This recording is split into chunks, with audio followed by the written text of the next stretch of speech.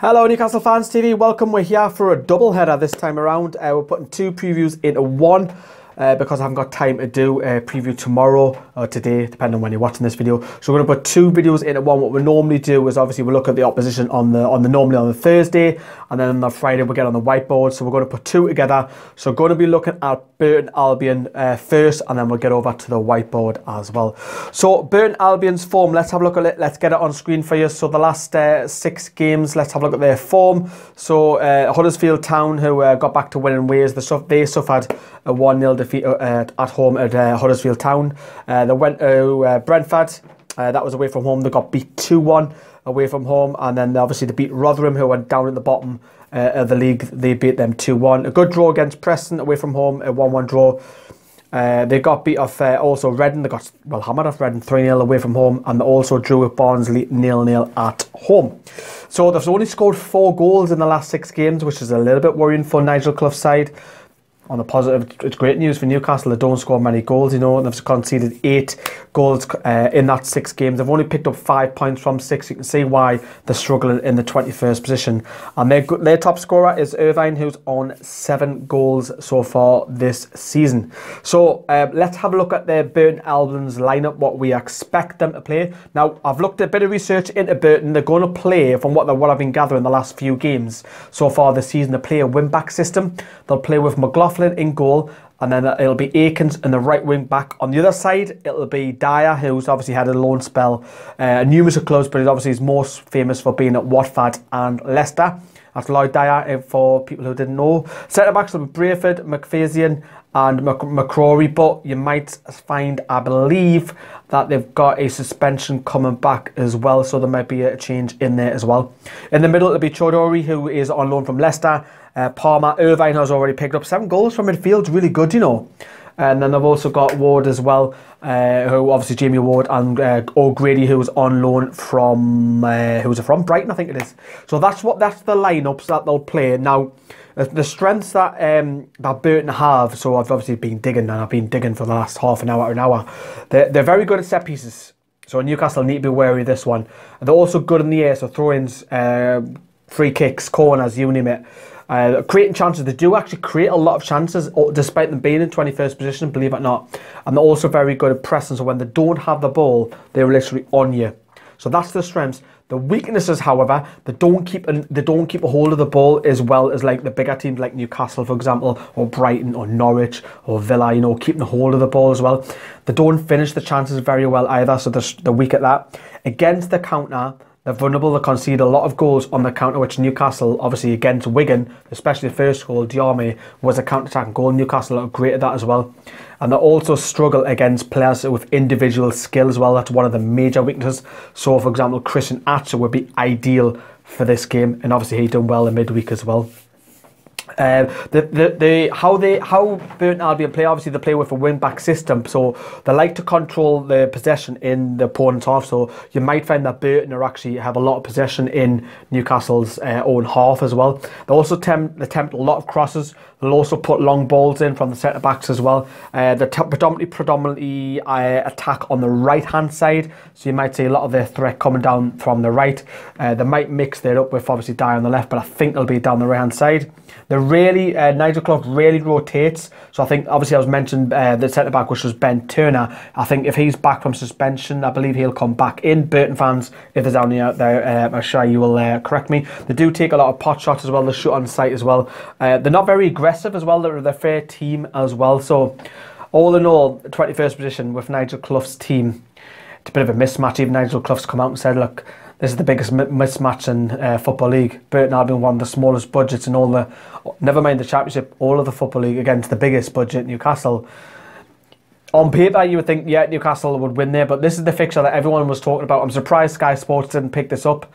The company who I work for, it didn't pick this up, you know, to put this on TV. I know Newcastle were on TV quite a bit over Christmas and that, but a bit surprising. Obviously, if we get beat, you'll hear that club down the road shouting on it and laughing at it and stuff. But how is that going to affect Newcastle? Let's get over the whiteboard. Shall we have a look at that? Let's get over there. Right, okay. Burton Albion behind it. We're going to start with the away side first. So as I mentioned, they play with the 3 centre-backs in the wing-back system. As I mentioned, Turner might come into this midfield, but it's very not often that Clough rotates, so only change I can see that happening. Right, so it's the second time that we've come up with against wing-back systems quite recently, isn't it?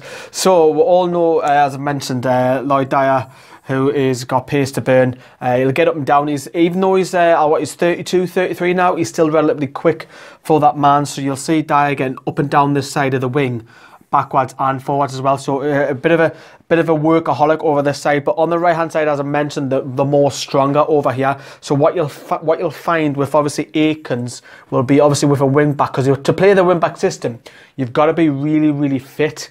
And what you'll find with Chidori will step over as well if he's not there as well, which is the beneficial of having a wing back system. You've got other players who can come out of position and go into their position as well.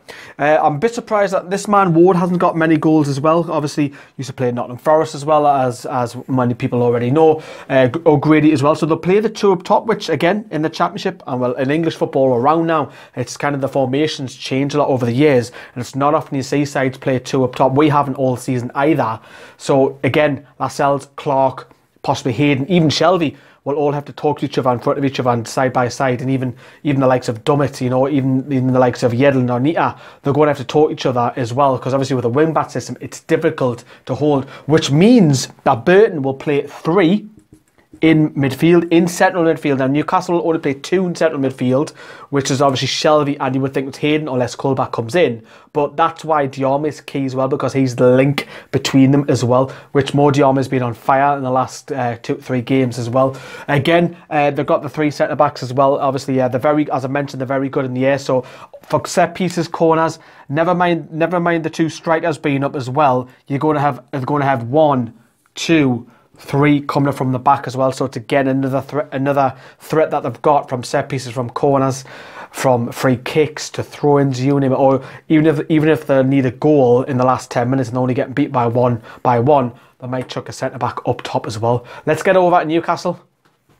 Number 26, Carl Dallow. Vernon Nita. I'd be quite surprised if he actually brings in Yedlin, because this is a bit of a tricky game, isn't it? Lascelles and Clark, I think it's a bit risky rotating them in this kind of game, you know. Paul Dummett left back, even if Lazar plays in midweek and Lazar had an outstanding game, I'd prefer Paul Dummett this game, because this game it's going to require a lot of long balls, a lot of running as well, and Paul Dummett's probably be better at Hadara and Lazar. Hayden or Shelby. Hayden had a great game. He's had a great couple of games actually. Shelby playing midfield. I've gone for Atsu just because I think Gouffran has been a little bit off the boil. He hasn't been poor, but I mean, I think Atsu, I know he's more of an impact player, and he brings people off their feet, and when defenders are starting to tire out, he's great to bring on. But I would like to start Atsu because he's got Dummett behind him, who will more or less sit as kind of like a third centre back. Dion, you kind of dropped more Dion at the minute. I'll be very surprised if Perez starts. I'll be shocked at all. Give Dwight Gale, but if Mitrovic starts, because this is the type of game you want Mitrovic to play, isn't it? I wouldn't be too surprised if Dwight Gale is on the bench, and it's not often I'll say that. And Matt Ritchie on the right hand side, because Matt Ritchie can work really, really hard going forwards and backwards. Right, so they play the wing-back system as you've seen there. So what I think, again, it's all about, for me in this game, it's all about, it's kind of like the Wigan game. It's not so much Newcastle are going to look pretty on the eye and they're going to dominate left, right and centre. For me, in this game, again, against Wigan, it's all about taking the chances and finish them. We all know Newcastle have got the better side, probably Newcastle's reserve side, so players are on the bench and on the fringes, is better than Burton's first side, but it's all about competing, taking the time, composure in front of goal, and I think that's the key. I think that is key, no matter what the chances fall to. I don't think there'll be massive amount of chances for Newcastle. I think there'll be, 3, 4, 5 tops, like good opportunities, score 1 or 2 of them, will win the game. So, let's have a look then. So, right, Atsu, the reason why I've gone for Christian Atsu on this side, because when he come on the other flank, for Richie on this side, I would like to see him start, because first of all, I think Nigel Clough wouldn't expect it, but we know Atsu could take on his man. If he starts to tire out, I think it's better that Newcastle score in 60, 65, 70 minutes, and then if we've got the goal, perfect to bring Gouffran on for me. That is what I would think, yeah. So we know these two will link up very well. Diarma, as I mentioned as well, he's the link in between here, because I feel Perez, if Perez plays, as I've mentioned numerous times, Perez will come out here and there'll be nothing. There'll be none of this going to Perez. There's no link up to Perez as well. I know that looks a bit scrappy, but I would like to say Diarmi's been on fire. You cannot really drop Diarmi. Again, I've mentioned if Mitrovic started, I wouldn't be too surprised because of this kind of game that it requires a Mitrovic, if that makes sense for me. So if Dwight Gill was to play, or Mitrovic to play, I'm not too fussed on this one, as long as the chances fall at the feet and they take them.